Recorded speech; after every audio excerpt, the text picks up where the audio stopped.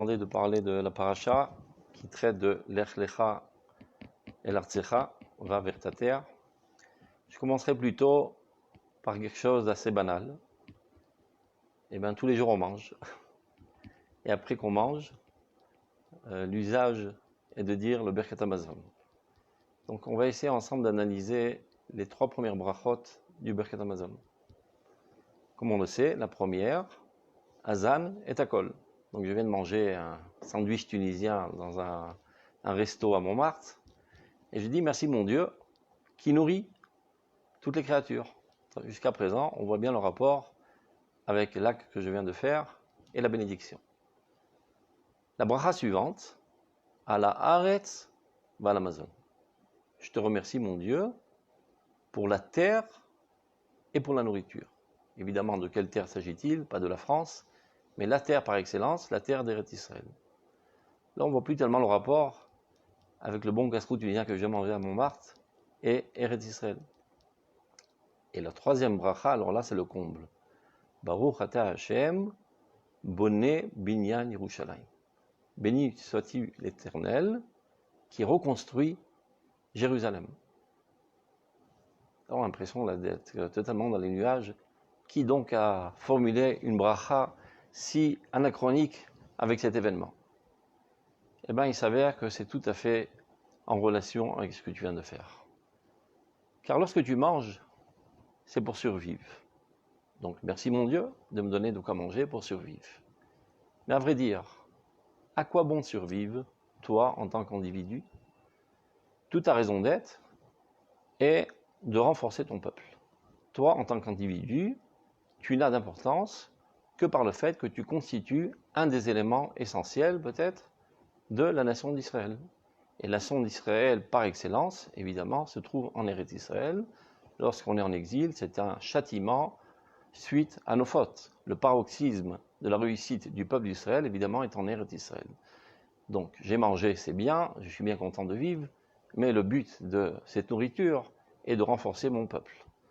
Donc, on pourrait se dire que là s'arrête l'histoire, j'ai renforcé mon peuple, un renforcement matériel, politique, national, et voilà, on a fini le travail. Eh bien non, tu te trompes. Le paroxysme du peuple d'Israël, Boné Binyan Yerushalayim, Jérusalem, qui symbolise le Beth Amikdash, qui symbolise la sainteté, qui symbolise la vocation du peuple d'Israël, qui est d'apporter la parole de Dieu dans l'humanité entière et de drainer l'humanité entière à écouter la parole de Dieu et d'instituer leur civilisation selon la morale divine. C'est ça la vocation du peuple d'Israël, telle qu'on l'a vu dans cette paracha. Akadosh Baruch Hu s'adresse à Avraham Avinu. Il lui dit d'abord en tout, Lech lecha me'artzecha, quitte ton pays. Le temps est arrivé de quitter la France. Sors de l'exil. Vers où? Et la Haaretz asher areka, vers la terre que je t'indiquerai. Évidemment, il ne s'agit pas de l'Amérique, c'est Eretz Israël. Et là-bas, Ve'esra le goy gadol, je ferai de toi une grande nation. Une grande nation, nationalisme, une armée, la technologie, le développement industriel, etc. On pourrait croire que le passouk s'arrête là. Eh bien non. La suite des versets, Venivrechu becha kol mishpechot ha'adama, seront bénis par toi, par ton intermédiaire, toutes les nations du monde. Ça veut dire que la vocation du peuple d'Israël est d'amener l'humanité entière à un bonheur, à un bien-être, à une réussite morale et un rapprochement de Dieu. Donc ça, c'est la vocation de sainteté du peuple d'Israël. Donc la même chose qu'on a vue dans le Birkat Hamazon, on retrouve dans la Parashat Hashavua. De même, pour ceux qui ont l'habitude de visiter, de prier dans les synagogues, ils connaissent bien la Shirat Hayam, lorsqu'on est sorti d'Égypte. Le chant du peuple d'Israël de manière spontanée, joyeux de sortir d'Égypte.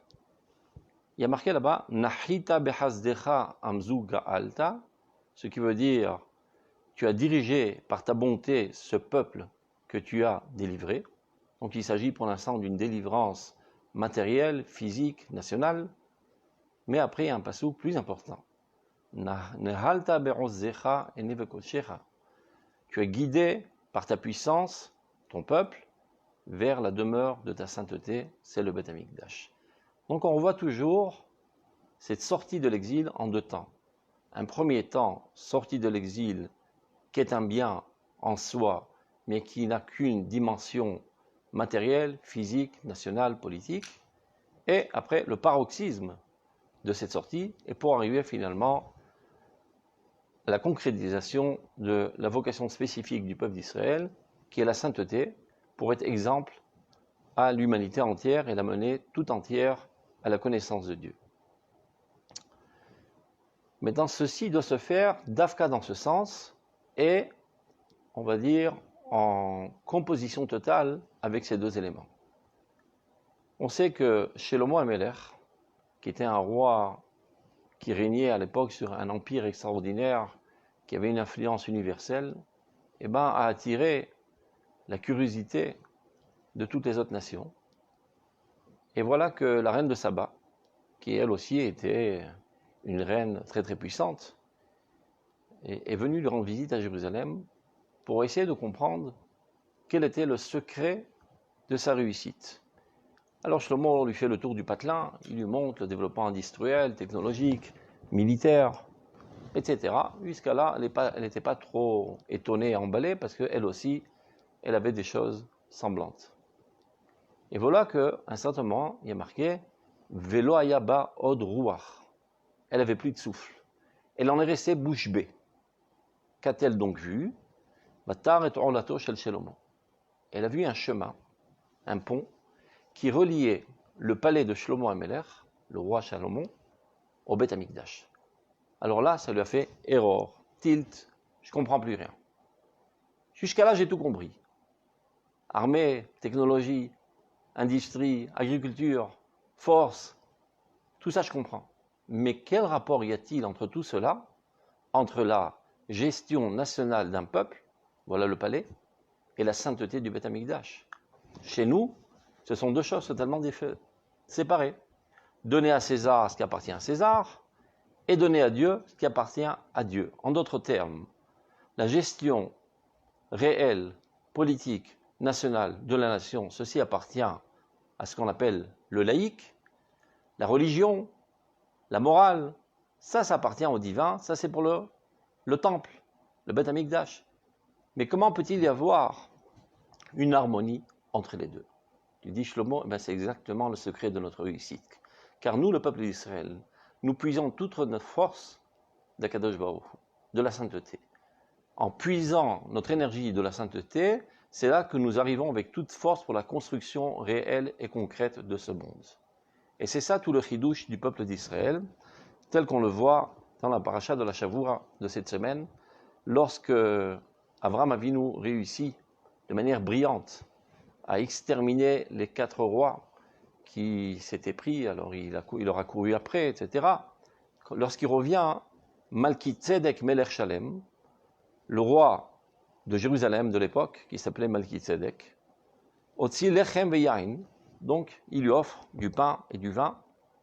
Veru Kohen Elyon.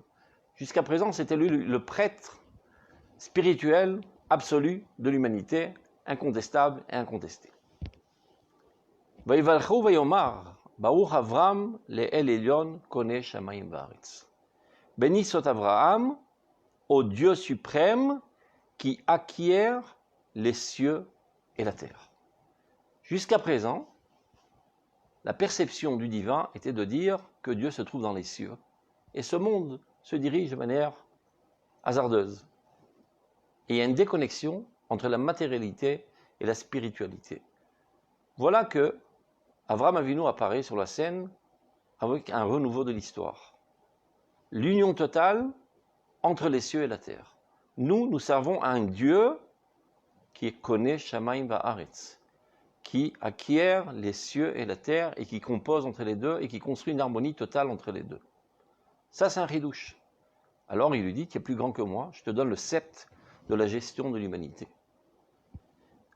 Ata, comme on le dit toujours dans toutes les psukim, dans tous les tsilot, Ata ou bashamayim va'aretz. Oh, toi mon Dieu, tu es dans les cieux, tu es dans la terre. Ou comme on dit dans les selichot, Aneshamalach, vaguf parolach. L'âme est la tienne, et le corps est l'œuvre de tes mains. Ça veut dire, pour dire que la spécificité du peuple d'Israël, ce n'est pas parler de spiritualité. La spiritualité, les goyim aussi savent en parler. Et la matérialité, les goyim aussi savent en parler. il y a deux opposés dans ce monde. Il y en a des extrêmes spirituels et des extrêmes matériels. Le peuple d'Israël, c'est celui qui est capable de faire une harmonie, de faire apparaître le divin d'Afka dans cette unité parfaite. Et c'est en cela que nous clamons 3 fois par jour, Shema Israël, Hashem Elokeinu, Hashem Echad. Dieu est un, et Dieu apparaît dans l'unité. Tous ceux qui ont une perception du monde de dichotomie entre la matérialité et la spiritualité, alors c'est vrai qu'ils disent de manière machinale tous les jours, Shema Israël, Hashem Elokeinu, Hashem Echad, mais dans leur manière d'être, ils sont en hérésie totale, et ils contredisent le fondement essentiel du judaïsme, qui est d'Afka, cette unité entre ces deux dimensions. Maintenant, c'est vrai que l'apothéose, l'essentiel, la finalité du peuple d'Israël, enfin, est de faire apparaître la sainteté. Mais tout apparaît dans ce monde de manière graduelle. Lorsqu'un petit enfant naît, eh ben, ce n'est pas un prophète. C'est un petit enfant qui fait ses besoins dans la couche, et qui fait des idioties, et qui casse les fenêtres des voisins, et qui fait pas mal de bêtises. Et dans les premiers jours, on ne lui apprend pas à lire la Torah et la Gemara et le Zohar. On lui apprend d'abord l'hygiène, on lui apprend à marcher, on lui apprend la motorique, on lui apprend à développer sa dimension matérielle, physique. Ce n'est qu'après qu'il est sain et S-A-I-N de corps que ceci réalise une fondation solide pour que la sainteté puisse se réaliser en lui de manière constante. Car si les fondations sont frêles, alors tout s'écroulera. Donc dans le développement de l'apparition de la sainteté, d'abord et avant tout toujours le corps apparaît. Même le Beth Amikdash lui-même, il est dit dans la Gemara, Bonim Mechol, Vacharkar Mekachim. Vous savez que celui qui rentrait au Kodesh HaKodashim, il mourrait tout de suite. Même le Kohen Gadol, si le jour de Yom Kippour, une seconde, il avait une pensée qui se déviait vers d'autres choses que la pensée divine, il mourrait sur le coup. Non, mais c'est intéressant de comprendre. Mais qui l'a construit, ce Kodesh HaKodashim? Évidemment pas le Kohen Gadol. Donc ce sont des maçons. Bon, les maçons, ce ne sont pas toujours le Kohen Gadol, du point de vue de la hauteur de leur spiritualité. Ce sont des gens simples. Et quand une brique leur tombe sur le pied, je suppose qu'ils disent pas mal d'insultes. Et peut-être même qu'ils faisaient leurs besoins sur place quand ils avaient de la pression sur la vessie. Mais c'est impensable.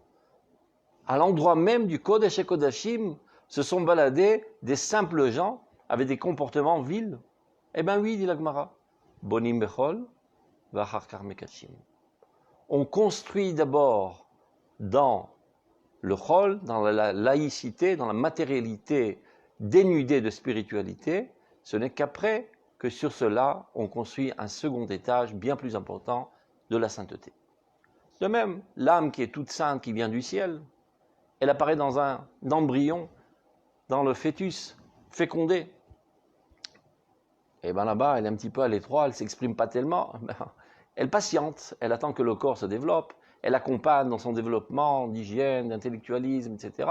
Ce n'est qu'après qu'elle commence à apparaître petit à petit à la bar mitzvah, après il étudie la Gemara, après il devient un grand Talmid Chacham, après il deviendra même peut-être un prophète et Moshe Rabbeinu.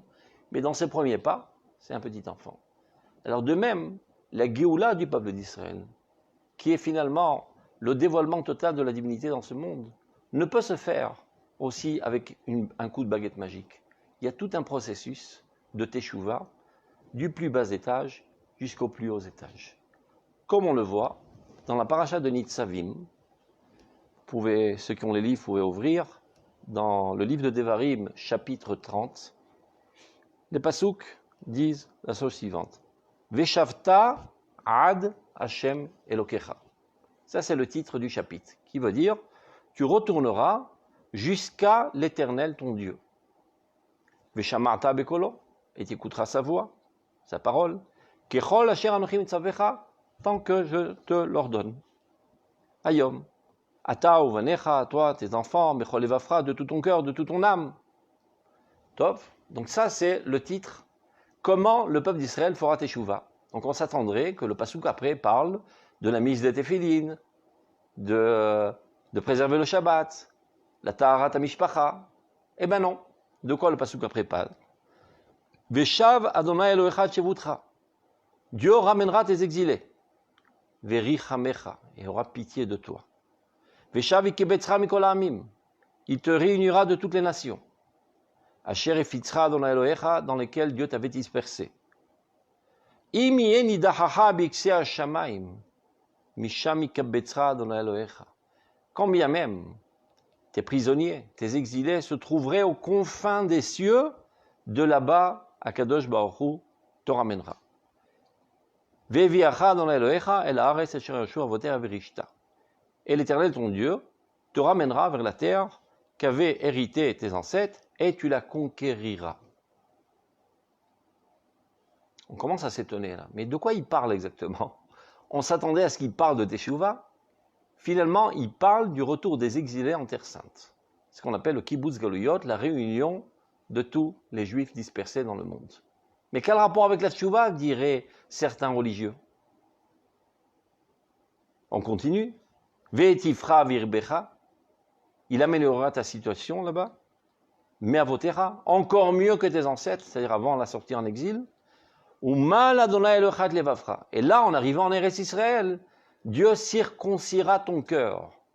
Ça veut dire que ton cœur, en arrivant en Eretz Israël, aura besoin d'une intervention divine pour être plus pénétrable à sa voix, tellement il avait été endurci en exil comme un cœur de pierre.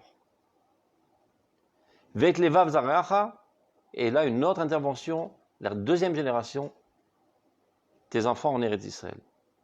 Pour que Léava et Adonai Elohecha, pour que tu puisses aimer l'Éternel ton Dieu, Bechol levavcha v'chol nafshecha leman chayecha, de tout ton cœur, de toute ton âme, pour ta vie.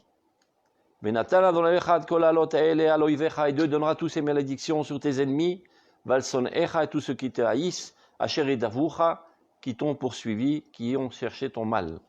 Vata tashuv, et alors tu feras tshuvah.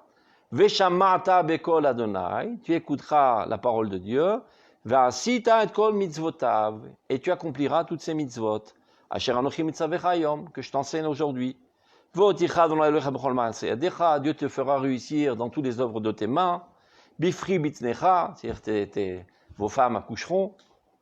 Ou bifri be'emtecha, dans le fruit de ton bétail. Ou bifri admatecha, le fruit agricole. Letova, tout sera pour le mieux. Qui yashuv Adonai lasus alecha letov. Et Dieu à nouveau se réjouira de toi dans tout son bien, ka'asher sas alavotecha, de la même manière qu'il s'était réjoui envers tes ancêtres. Ki tishma bekol Adonai Elohecha. Et alors tu écouteras la parole de l'Éternel ton Dieu, lishmor mizotav et chokotav, pour préserver tous ces commandements, tous ces préceptes, aketuva besefer haTorah hazeh, qui sont écrits dans ce livre de la Torah, qui tashuv el Adonai Elohecha, car tu retourneras vers l'Éternel ton Dieu, bechol levavcha ufchol nafshecha, de tout ton cœur et de toute ton âme. Donc, si on analyse ce chapitre qu'on vient de lire ensemble, si vous avez fait attention, ceux qui ont une oreille assez subtile, au début de la paracha, il est marqué Veshavta ad Hashem Elohecha. Tu reviendras jusqu'à l'Éternel ton Dieu. Le mot ad en hébreu dit ad velo ad bichlal. Jusqu'à, mais pas tout à fait. C'est comme si quand tu dis ani olech ad abayit, je vais jusqu'à la maison, mais je ne rentre pas encore dans la maison. Mais quand je dis ani olech el abayit, je vais à la maison, ça veut dire que je pénètre le seuil de la porte et je rentre à la maison. Donc on voit qu'il y a deux stades de Teshuvah. Un premier stade, Ad Hashem Elokecha. Deuxième stade, El Hashem Elokecha. Et qu'est-ce que ça veut dire? Eh bien, Akadosh Baruch Hu nous l'explique, pas besoin de Rashi. Akadosh Baruch Hu lui-même nous explique. La paracha de la Teshuvah, c'est la paracha par excellence de la Teshuvah. Le Rambam la mentionne, quand le Rambam dit Kikvar Kol Israël Atidim Lashuv B'Teshuvah. En fin de compte, tout le peuple d'Israël fera Teshuvah. D'où on le sait, va riftir la Torah. La Torah l'a promis. Comme il est dit, Veshavta ad Hashem Elokecha. Donc cette paracha est la paracha de la Teshuvah qui annonce que finalement, le peuple d'Israël entier fera Teshuvah. Et voilà qu'on voit que dans cette paracha, il y a deux stades de Teshuvah. Et Akadosh Baruch Hu lui-même prend le soin de nous expliquer. Ad Hashem Elokecha, ça veut dire le retour en Eretz Israël. El Hashem Elokecha, c'est l'application des mitzvot. De la même manière qu'on l'a vu chez Avraham Avinu. El Haaretz, et après, Venivechu Bechag Mishachat Zamar. Nachita Bechazdecha, Nehalta Enevekotchecha. Kone Shamaim Va'aretz. Il y a toujours deux dimensions. D'abord le corps, après l'âme. D'abord le fœtus, qui va grandissant, qui devient un petit bébé, un petit nourrisson qui grandit, et après il a fait la bar mitzvah, après il devient un mitracham, après il sera peut-être Moshe Rabbeinu. Le peuple d'Israël lui-même, en revenant vers Dieu, lui aussi, ça procède de manière progressive. D'abord, avant tout, un retour vers la terre de Dieu, sans véritablement comprendre qu'il s'agit de manière consciente d'un retour à Dieu. Il y a un instinct collectif du peuple d'Israël qui s'éveille dans tout le peuple d'Israël qui est dispersé en exil, qui commence à ressentir un besoin intense de retourner à la terre de Dieu.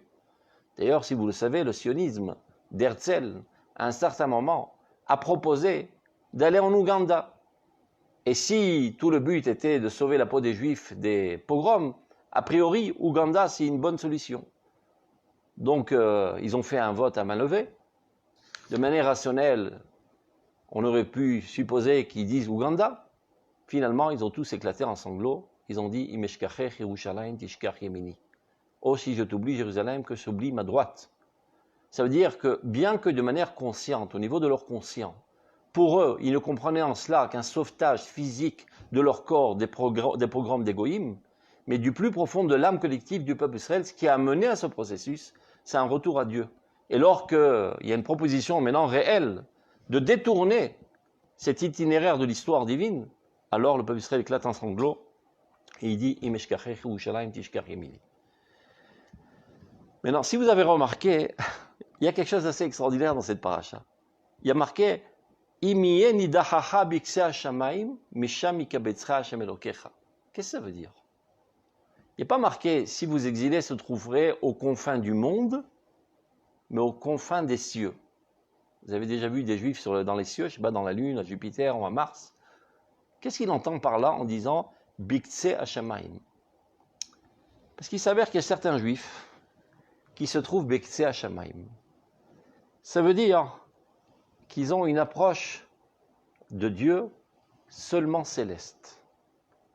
Parce que, ayant vécu trop longtemps parmi les goïms, ils ont imbibé des conceptions des goïms. Vous savez que le christianisme, dans lequel une bonne partie du peuple d'Israël a vécu pendant 2000 ans, lui prône que le divin ne se trouve que dans le ciel. Ce monde est le monde du Satan. Dans la matérialité, on ne peut rien trouver de divin. La matérialité est le royaume du Satan. Ne parlons pas des femmes, Michlal, c'est la concrétisation même du Satan. La société, la politique, la technologie, tout ça, c'est le Satan. Le divin ne se trouve que dans les cieux.